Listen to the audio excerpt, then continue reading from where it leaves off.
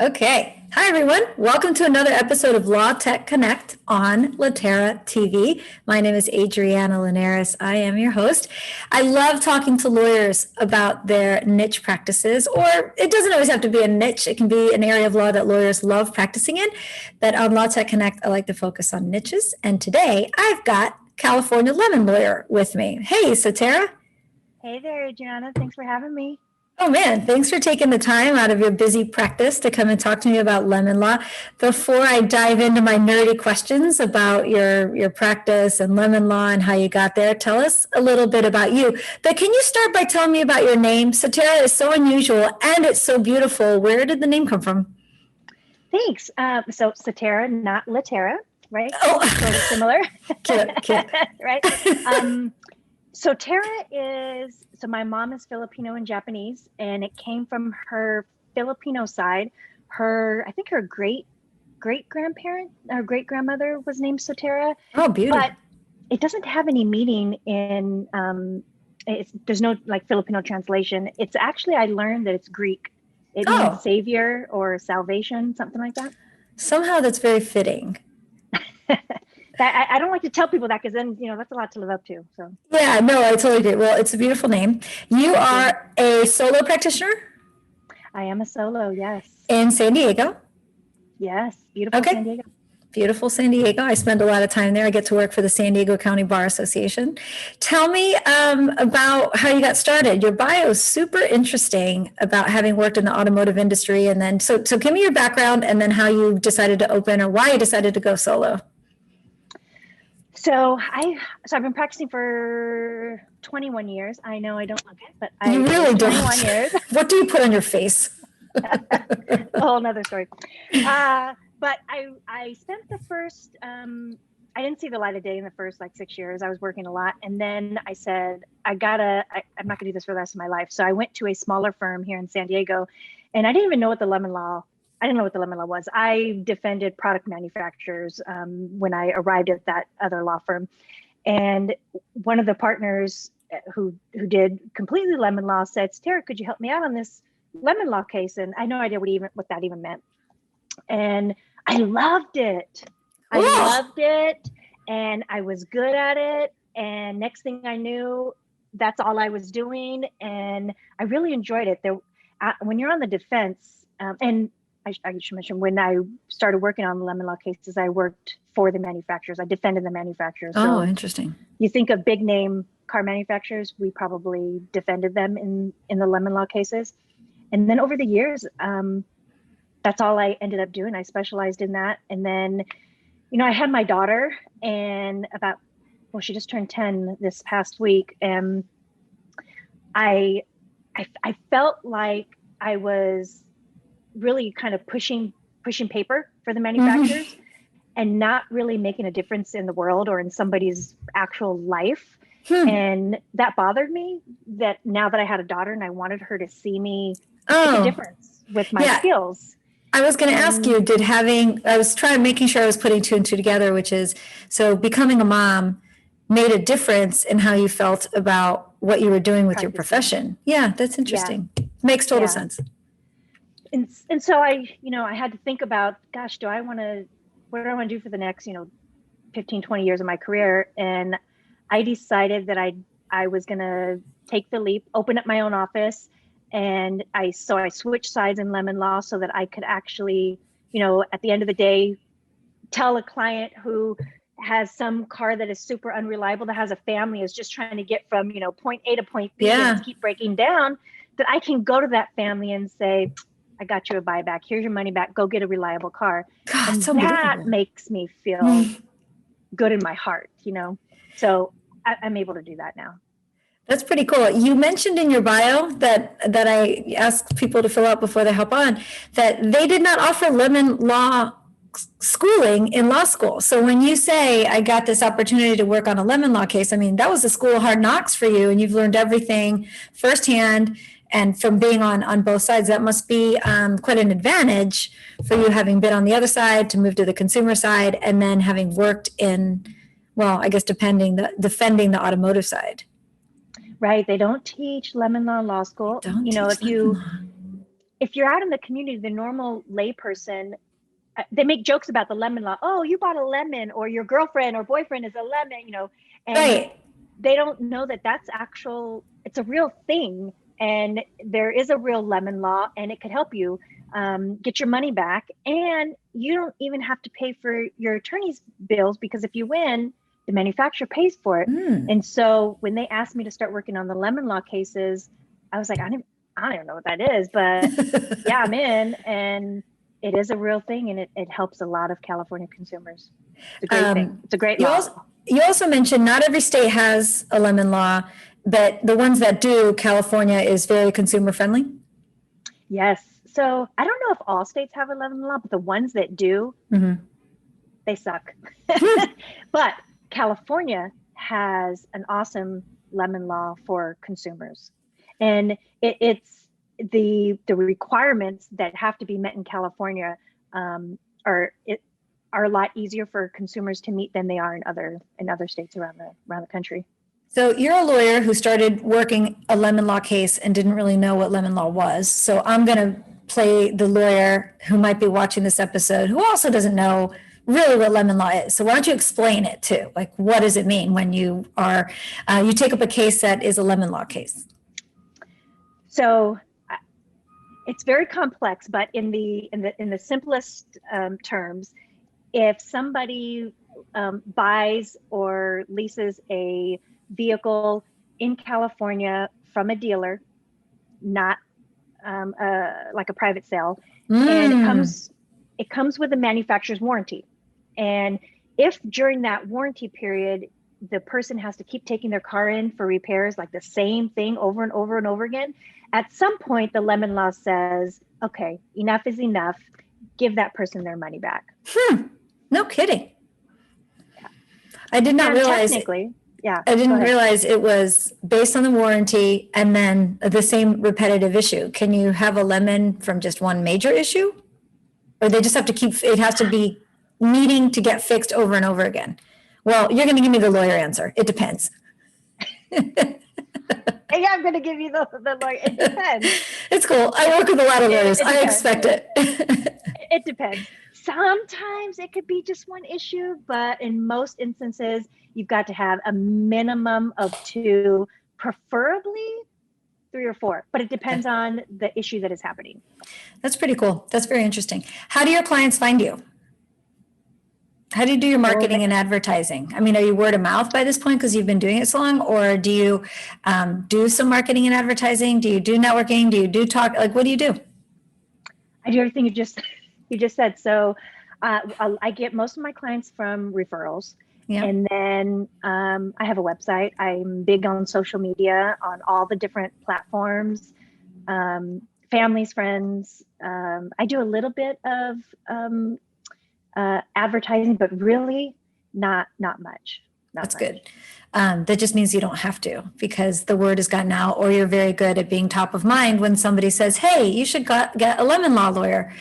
Right. Tell me a little bit too, let's talk about going solo. This is one of my favorite topics, and I help a lot of lawyers go out on their own and go solo. So when you decided to leave the bigger firm, and it's funny because in San Diego, there are no mega firms. So a large firm in San Diego can be a 20, 25 person firm. Right. But so you left the bigger firm in San Diego, which that is not in any way an insult. It's actually one of the things that makes San Diego so lovely when it comes to legal, is it's such a nice, tight-knit community. I love the legal community in San Diego. So when you decided to go out on your own, that must have been scary. Were you married? It was the most scariest decision I think I've ever made. I was and am a single mom. Oh my gosh, because I was just going to say, did you have support? Was there somebody going, I've got your back if this doesn't work out? Hell no, you had to do it all on your own. That's even more amazing. I had to do it. You know what? As I've matured, I really don't want regrets in life. Yeah. And I had always in the back of my mind wanted to go solo, but I was like, no, I like stability. I'm a type A personality. Like I want the steady income. And then I had my daughter, and I was like, no, I can't be going solo. But then that's when, I had my daughter, and I really wanted to do something bigger with my career. And I said, you know what? Heck with it. I'm doing it. And That's awesome. if it doesn't work out, what's the worst case scenario? I go back to the firm. Right. You go back. It's not like you wouldn't get hired. Yes, that's exactly right. What's the worst that can happen? Oh, you've got to go back to a law firm. Big deal. Yeah. Well, that's really brave. I love using the word brave when I'm talking to lawyers because it's freaking brave to decide to do that. It was super scary. I tell you, super scary. I remember when I launched my little consulting company, and it's always been only me. I woke up 1 year later. It was like January 4th, 2005. And I happened to have looked at the calendar the night before and be like, oh man, tomorrow's the 1 year anniversary of my launch.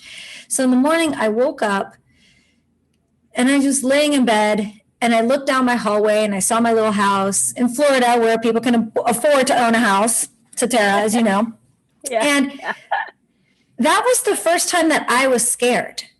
And it was, I guess, because I was so energized and so excited and so gung-ho about going out on my own as a consultant. Remember, I'm not a lawyer, that I never had the time to be scared until that year mark. And I was like, whoa, like I could have lost everything. This could not have worked out.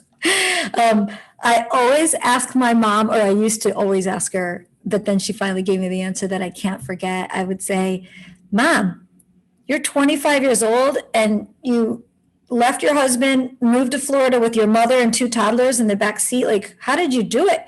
And her answer is the best, which I think sometimes is how we who are willing to take a leap of faith are, which is, she said, I was too stupid to think I couldn't do it.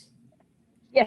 And I love that. Awesome. Right? Like it's not, she's not insulting herself. She's just saying, I didn't think about it. I just went for it. So anyway, congratulations. You just do. Yeah. And especially like, not to bring my mom into the conversation too much, but when you're a parent, which is what was happening to you, you're like, I'm going to do this. I'm going to do it for my child and no regrets. We're going in. We're all in. One more thing I just thought of that I want to say, which is I don't have a lot of regrets and I try not to have them as well. But as I was growing up and adulting, buying houses and all that stuff, I always had two regrets about my youthful Adriana, things Adriana should have done. One of them was, I wish I had worked at a real estate agency for a summer so I understood how to buy houses and how to deal with real estate. Yeah. And the other one was always, I wish I had worked at a car dealership. Because for the rest of my life, I'm going to be buying cars. I had to buy cars. I'm not married. I don't have kids. It's not like I had, some guy who loved to go in there wheeling and dealing and help me buy a car. So I have always regretted not being more informed as a consumer about buying cars and how to negotiate. And in your case, dealing with what could have been a lemon. Do you give seminars to consumers about lemon law, recognizing a lemon? Here's how you know you got a lemon, or here's how to avoid getting a lemon? So I don't do seminars. I tried to do a webinar during the the pandemic, and I did a couple webinars. But I have a YouTube channel, so I try to educate the community through doing videos on different topics that I get asked about all the time. Yeah. And then I just take those videos and, I publish them everywhere. Yeah. So that the word gets out. Yeah. You mentioned that you use social media a lot. And do you find that you get clients through your social media efforts?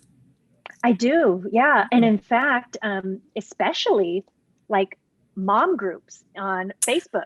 Oh, so smart, of course. Because, the more you're involved in the community, the more people know you. And then you're on these mom groups and the moms know each other. And then somebody asks about, I'm having these car problems. Next thing you know, you've got 20 moms saying, call Sotera. And I'm like, yes, that's everything. I just interviewed 2 California attorneys who, for New Solo, my podcast. So this is LawTech Connect Litera on YouTube, but I also have a podcast called New Solo. And I interviewed these 2 attorneys who, one does lemon law, by the way, which is coincidental and funny. And the other one does, why can't it? She has a niche too, but it's personal injury related, I think. Anyway, long story short, they were telling me how successfully they get clients from TikTok, Instagram and Facebook. So I love hearing you say that as yet another attorney whose testimony to when you put yourself out there, when people recognize you, when they recognize your personality, and you're managing to stay top of mind all the time through social media, it can work.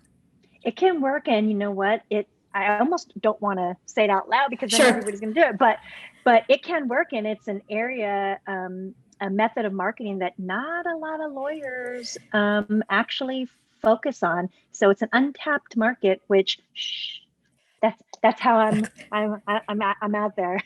No, I love it, and it's brilliant. And it's not going to work for every type of law, but consumer-facing law, it's perfect because that's where everyone is. You mentioned that you have a YouTube channel, and that's for your law firm, but that's not your passion project YouTube channel, is it? Or are they one and the same? No, I have another. I have several YouTube channels. Oh my God. I have Tell me. Lemon Law Boss Lady YouTube channel.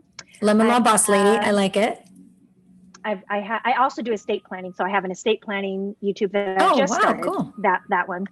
I have a foodie channel where me and my daughter, we get together and we make funny videos, and you get to see a different side of me with my daughter. Sort of, people sort of think of lawyers very serious business, and then you see my foodie YouTube, and it's like, ah!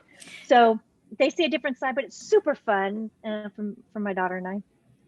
I think that's great. And that's the one I was referring to, that you have a cooking show, if you will, with your daughter that you started. Did you start during COVID? Was that a COVID passion project? Yeah. I did. Yeah. And I love that. Fun. Yeah. I think that's great for a lot of reasons. Like you said, it helps put a different spin on your personality, and it's interesting, and it's something fun for you to do with your daughter. The other thing I wanted to ask you when I was reading your bio, which is just interesting, is so you worked at a law firm that defended the automotive industry, and that's a pretty heavy male dominant world, I'm going to guess, not having worked in it, but I'm going to guess it's probably male dominant. And then it is. And here you are, a female attorney, which I'm not going to say it's male dominant anymore because we're getting closer and closer, better and better. But so it's almost like a double whammy on you as a female attorney, also sort of working in this man's world when it comes to defend your clients. What's that like? Do you ever think? Well, I know you don't think you are not stoppable. But what do you say when people ask you this question, which is, woman in a man's world in a man's world? How does that go for you? Well, it's kind of twofold. I have sort of two answers to that. One is I never grew up with the idea that I can't do something because I'm a woman. So I just don't I don't really think about that part of it. But I will say that I do use it to my advantage because what happens is you get a lot of, so in lemon law cases, defendants or both sides will have an expert, right? An automotive expert. And they're typically, I don't think I've ever had a female one. They're all male. And what happens is you go to take their deposition of an expert, a technician, a manufacturer's representative, and they're all male. And they think because you're a woman, you don't know anything, and you don't know anything about automotives, and you don't understand how to read the repair records, and you don't and so I use that to my advantage. And I play stupid. Well, teach me, because men like to teach. Yeah, let's mansplain that to me. You don't know. Yeah, so I let them teach me, and they just love it. And then next thing you know, I have way more information that I probably wouldn't have otherwise had if I came across first saying, I know this and I know that. So I do that afterwards. So I have a strategy. That's awesome. It's brilliant, and I'm sure it works every time. So do you know a lot about cars then? Are you like can you fix a car, Sotera? Are you a mechanic? I can't fix the car, but I do know probably more than the average person out there about cars. That's amazing. I think that, again, hearkening back to one of my regrets of just not being a better car buyer and sort of being a lazy car owner, where if there's a problem, I'm just going to drop it off. You're going to fix it. Hopefully it's under my warranty. I think it's such a valuable skill to have. And I have a feeling you're going to pass all that on to your daughter. And she is going to not have the same regret that I have at 48 and be an excellent car buyer and car owner. I thought a question I was going to ask you, and I forgot what it was. Oh, yeah, no, go ahead. You were going to say something? I was going to say, you know what my daughter says now is every time she does something, she's like, because I'm a strong, independent woman. I'm like, yeah, you are. That's awesome. That's perfect. And I bet she is. I bet she's so cute. I know now, when I said to you, are you a mechanic, can you fix a car? But do you get kind of like the same issues over and over again to where you've become good at those? Or as cars change and they become more like computers, are you constantly having to keep up with how cars are designed and the things that can go wrong? I'm constantly having to keep up, really. I mean, there are some cars that have the same problem. And so every time I get a call for those, I already know what the problem is. Oh, yeah. Interesting. But there are others where I actually have to read the records. I do research. I learn. I ask experts, hey, could you walk me through this? Because I'm getting ready to depose a technician. Or sometimes when I'm taking the deposition of a technician, I do let them educate me on a lot of it. For the stuff I didn't already try to figure out on my own. That's really interesting. I interviewed Joe Freed, who does trucking law, but he had, I think started, if I remember right, doing auto accidents, but specifically when there was a fire involved. And so he had become an expert on, I forget which kind of car it was that kept catching on fire many years ago. And so that was like his interesting niche. And I'm going to ask you the same question I asked him, which is, what kind of car do you drive? I have a Toyota Sequoia, and it has 200,000 miles on it. And I will tell you, and this is not a plug for Toyota, although Toyota, if you're listening, you should. Yes. Advertising money. I don't get a lot of calls for Toyotas, and my entire family has Toyotas. Yep. No, that's a major testament. And I imagine when your daughter turns 16, is she going to get a Toyota? She'll be getting a Toyota if she can afford her own insurance. That's a very valuable piece of information for all of us. That's amazing. Tell me a little bit more. Let's talk about this, which I love talking about, especially someone who told me that technology is an important part of how they run their practice. So you're solo, and do you have a brick and mortar, or are you working mostly from home now? Or have you always? Was the pandemic like no big deal? This is how I've always done it? The pandemic is no big deal. This is how I've always done it. So while everybody else was trying to figure out how my house is going to work, I was like, oh, business as usual for me. Perfect. I had thought about getting a brick and mortar when I first went out on my own, but what I realized is nobody comes to see my clients call in, they email, in the last, I think 5 years, I think I met one person in person at my office. Nobody comes in. So I said, I'm not doing that. I'm not wasting that overhead. Why would you? Technology for everything. I've been saying for a long time, but I can say now more than ever, most clients don't want to see your face. They just want their information. They want their documents. They want their stuff filed. They don't need to see you face to face. Yeah, exactly. Finally now I can say that, and more lawyers will believe me. So tell me about your tech. Are you a Mac or a PC? I'm a Mac. Oh, I'm Mac everywhere. And I use the technology from the Mac to the phones to the software system that I use. Everything is system. I have a whole system and a workflow, and it's all. I mean, if I didn't have technology, I don't know how I would. I don't know how my assistant would be able to function in a virtual world. Right. No, it's true. Yeah. So you do have an assistant. I have a part-time assistant, yeah. Excellent.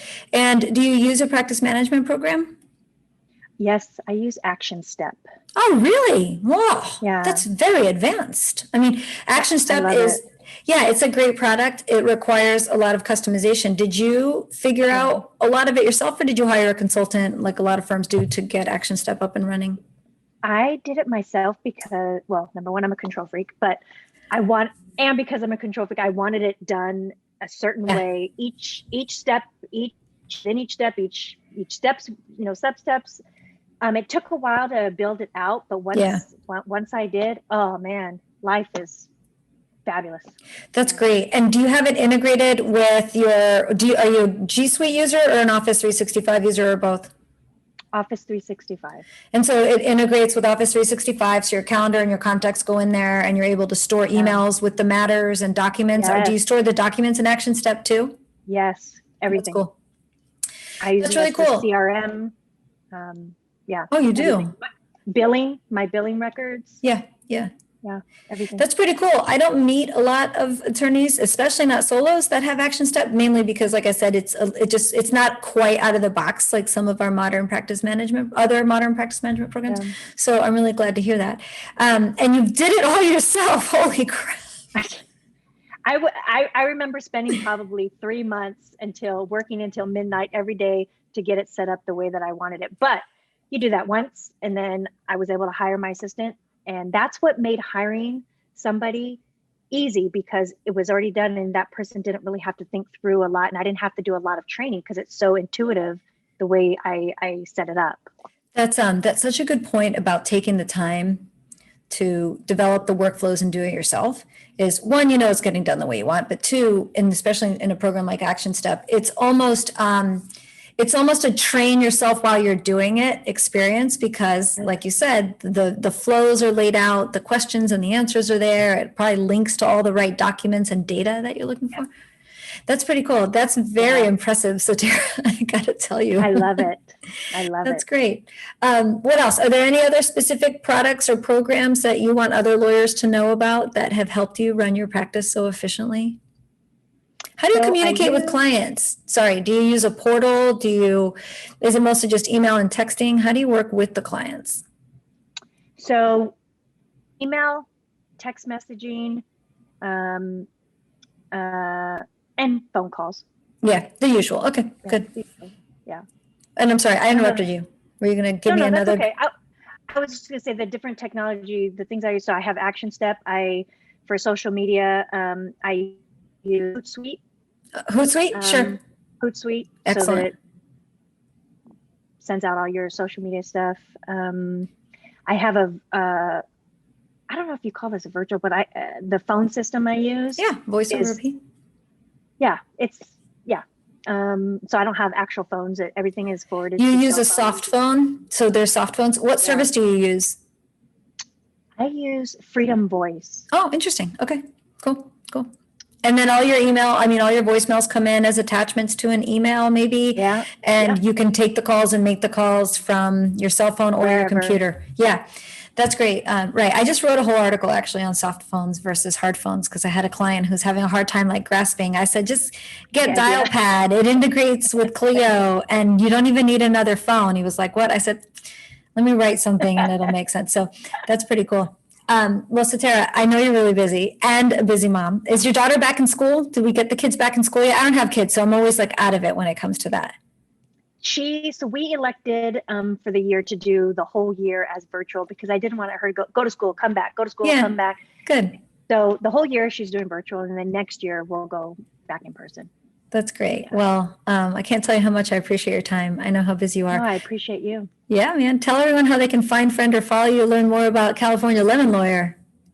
Oh, man. So website is calemonlawattorney.com. I'm on Facebook. If you search Lemon Law Sotera, I'm on Instagram. Probably, I think it's Lemon Law Boss Lady. That's your YouTube channel. YouTube channel. All the different channels. If you just search, Sotera, I'm sure. Yeah, you've got a unique name. SOTERA. That's great. Yeah. Well, awesome, Sotera. Thanks so much for your time. I really appreciate it. Oh, thank you. It's been fun.